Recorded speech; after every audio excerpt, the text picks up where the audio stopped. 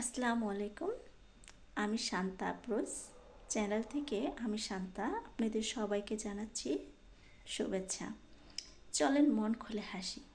হাসিতে একটা মানুষের অর্ধেক রোগ এমনিতেই ফিনিশ হয়ে যায়, যা অন্য কোনো উপায়ে রক্ষা করা যায় না। আমি আপনি যেই হোক, যদি হাসিতে থাকতে পারি, কান্না কি আর আসতে পারে বলেন দেখি।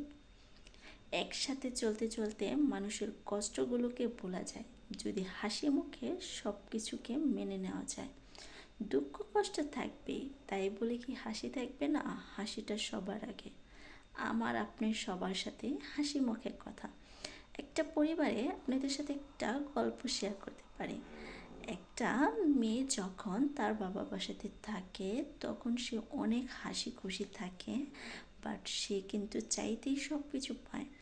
যখন সে মেয়েটা শ্বশুর বাড়িতে যায়, বাট তার হাসিটা কিন্তু অনেকটাই মলিন হয়ে যায়, কারণ শ্বশুর বাড়ির নানা কাজের চাপে তাকে নতুন পরিবেশের সাথে মানিয়ে নিতে অনেক কষ্ট হয়ে যায়। এটা করতে গিয়ে দেখা যায় অনেক কথা শুনতে হয়।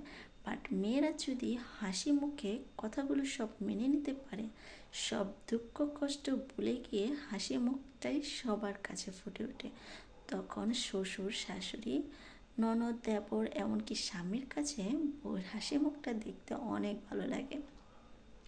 কষ্ট থাকবেই, তাই বলি কি, যদি আপনি মানিয়ে নিতে পারেন আপনার শ্বশুরবাড়িতে, বাট তখন দেখা যাবে আপনাকে আর কখনোই কান্না ফেলতে হবে না চোখের আড়ালে। কিন্তু মেয়েদের একটা জিনিস সবসময় খেয়াল রাখতে হবে, হোক তার শ্বশুর বাড়ি বা বাপের বাড়ি, কথা বলাটা কিন্তু অনেক কম বলাই ভালো। অতিরিক্ত কথা বললে যেমন স্বাস্থ্যের ক্ষতিকর, তেমনি নিজের এবং পরিবারের।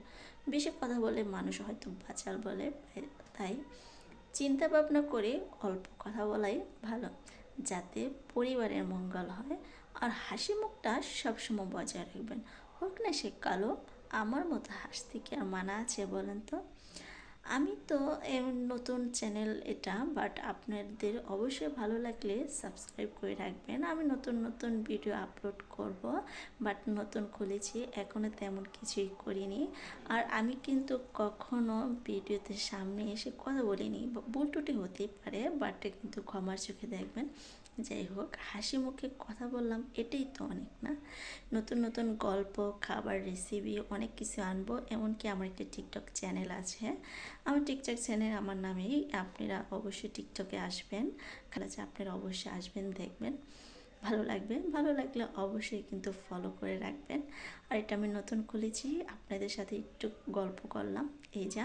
আবার নতুন নতুন অবশ্যই সব কিছু আমি শেয়ার করব, সেলাই কাজ থেকে শুরু করে অনেক। বাট যাই হোক, হাসি মুখে সবার সাথে বসে একটু আড্ডা দেবো, এইটাই তো না? জীবনের হাসি মুখটা সবার কাছে থাকবে, দুঃখটা শুধু নিজের, হাসিটা সবার। All the best.